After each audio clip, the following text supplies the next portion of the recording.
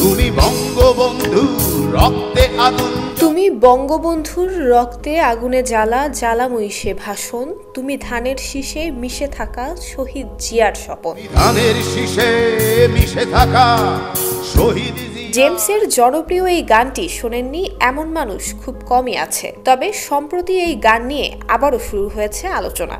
গানের লাইনে শহীদ জিয়া থাকায় গত 8 বছরে জেমসকে গাইতে দেয়া হয়নি তার জনপ্রিয় বাংলাদেশ গানটি। গেল কয়েকদিনে এমন পোস্টই ঘুরতে দেখা যাচ্ছে সামাজিক যোগাযোগ মাধ্যমে। আসলেই কি এমন কোনো বাধা ছিল জেমসের? বিষয়টি আদতে কতটা সত্য জানতে চাওয়া হয়েছিল জেমসের ব্যান্ড নগর বাউলের কাছে। তুমি শহীদ মিনারের প্রভাত ফেরি। জেমসের ব্যবস্থাপক রুবাইয়াত ঠাকুর রবিন গণমাধ্যমকে বলেছেন, এমন বাধার কথা আমরা কখনো শুনিনি, এগুলো আমরা জানিও না। যারা লিখেছেন তাদের জিজ্ঞাসা করা উচিত। আমরা যদি বলতাম তাহলে সেটা অ্যালিগেশন হতো, আমরা তো কখনো বলিনি। একই সঙ্গে রবিন আরো বলেছেন, দেশ এখন ক্রান্তি লগ্নে আছে, ছোটখাটো বিষয়গুলো বড় করে না দেখাই ভালো, দেশকে নিয়ে আমাদের ভাবতে হবে।